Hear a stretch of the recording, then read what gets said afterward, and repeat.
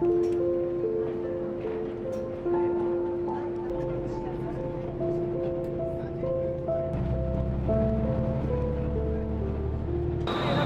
it is the third day of our cruise and we are in Kirkwall, the Orkney Island, Scotland. And Kirkwall is the capital city of all these islands with a population of 8.5 thousand people. The day is awful, it's very rainy, it's very wet. Well, let's have a look around and see what we can come up with. Yeah, see you later. As you can see, the Orkneys are up the very, very north of Scotland. And here's Kirkwall. Believe it or not, a flight from Westray to some other part of Westray is a 42-second flight, the shortest flight in the Earth. 1, 2, 3, 4, up the Scottish Isles we go. No, yes. There is 70 or so Orkney Islands and these get approximately 200,000 visitors each year, most of these in Kirkwall. Just because I'm going to keep this a real vlog and have bring behind the scenes of what's going on, we forgot the toothpaste and the toothbrushes and stone thread. So we're in Poundland in the Orkney Islands in Kirkwall looking for all of these. Yeah, it's a bit of a strange thing to do on holidays, but sure.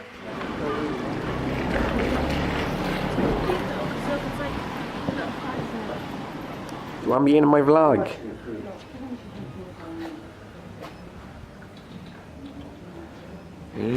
This kind of confirms that this is British territory. I know, I've seen this in Malta, but it's very British and Sandra approves. You know, this looks like a really interesting city. Unfortunately, I have no idea where we are upon it, but yeah, there's a way around everything. The road that joins with the sea and is right beside the lifeboats is called Harbour Street. And this is very important because it's a bit hard trying to find your way around here with no real understanding of the roads or the language. Have a look at the map though.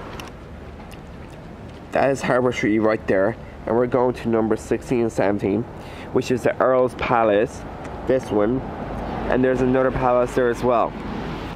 Yeah, we're going there because we only have, I think, 5.5 hours overall in Kirkwall, and we're not bothered enough to go on a big tour or a big trip.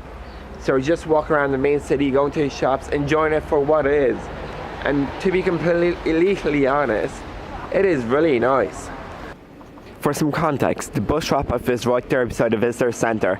This is West Castle Street, and if you walk down it towards to the left, you can reach the main town with the main shops and the stuff like that. And if you take a right here, you can reach all the old exhibits and the old palaces.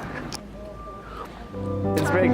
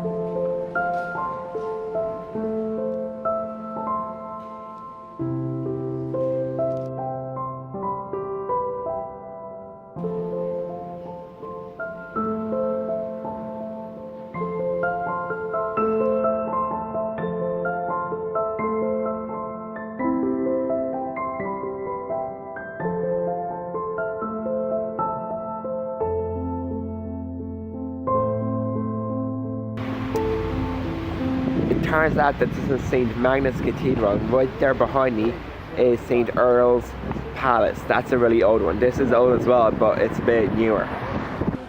This cathedral is actually older than the other palaces. Scratch that last thing I said. It was built in 1137 and it's owned by the people of Orkney, so it's kind of a communal building. It's really nice, and the red sandstone really stands out among everything else around here. Kind of matches my jacket too, and it matches the colour of my hair. Oh yes, these are the palaces that I was mentioning. They're a bit falling apart now, but are amazing. Orange is your color.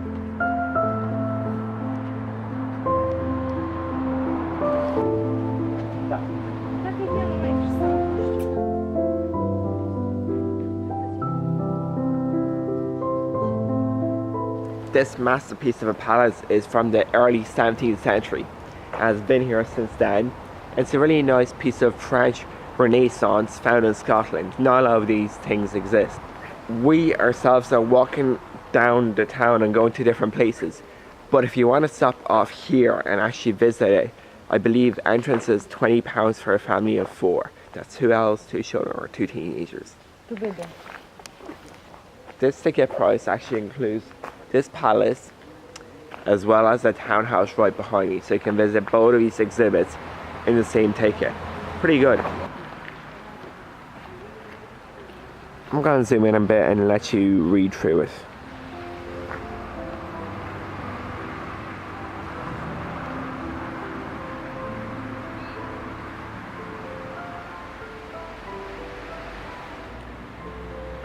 Unfortunately, only this part and this part still exists. All of this rest is pretty much gone. You still have a bit of this building, but yeah, this is gone and this is gone.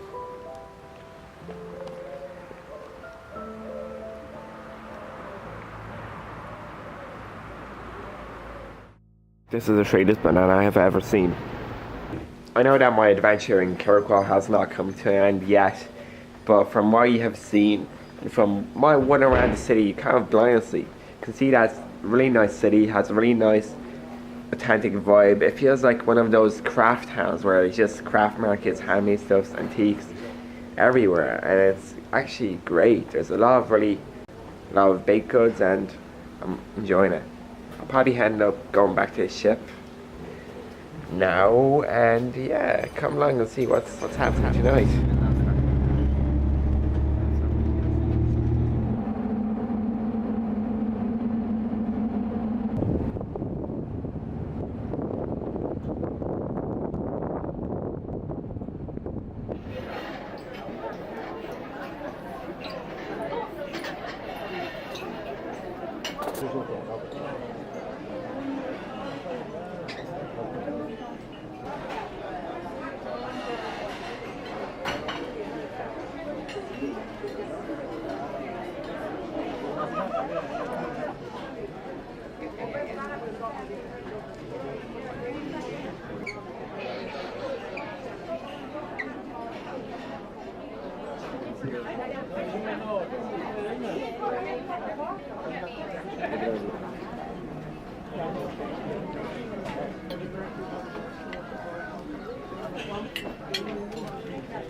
That thing that I have just witnessed in the main Raffles Bistro, the main buffet, was the Choco Teton, and this is a thing that's featured on every cruise.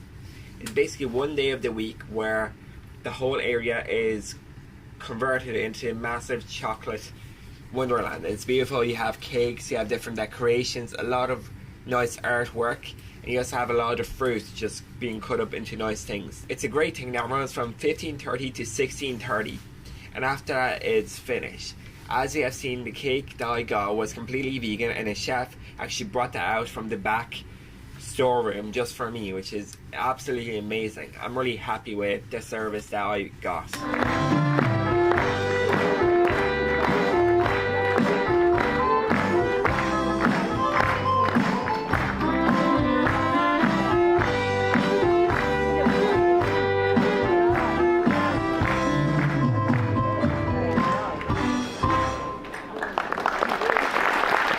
Enjoy the evening, enjoy the cruise.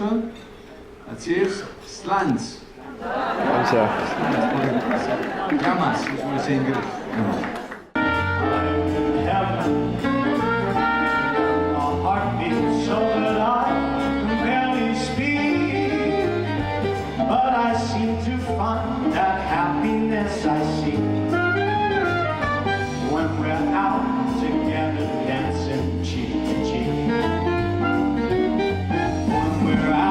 Together dancing, out together dancing, out together dancing.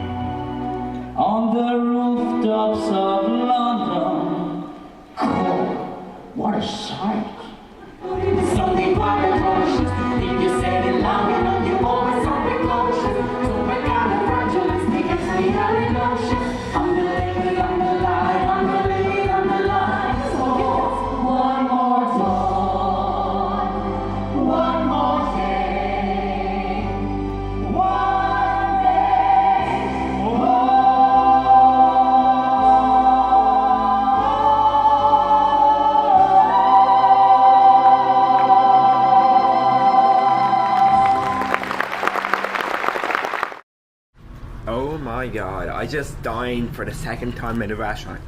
Again, by myself, the parents didn't really want to go, Sandra didn't want to go. But regardless, it was fantastic. The experience took around an hour of the whole restaurant experience. I had a 4-course meal. It was all vegan, all catered towards me. They like specialized in menu. It was just so perfect. I really enjoyed it. Now though, I am going back to my cabin, get a bit refreshed, change my clothes a bit, and then go back to the Captain's Club where I can maybe like dance a bit, you know, just boogie.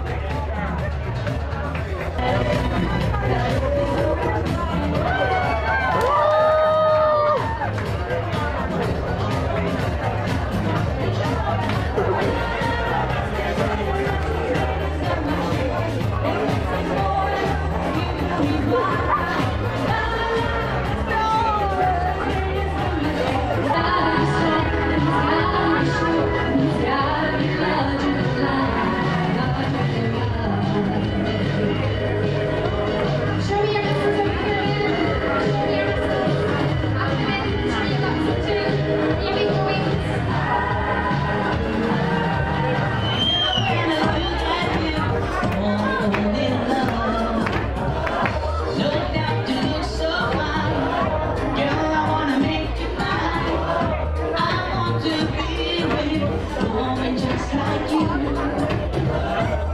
I wanna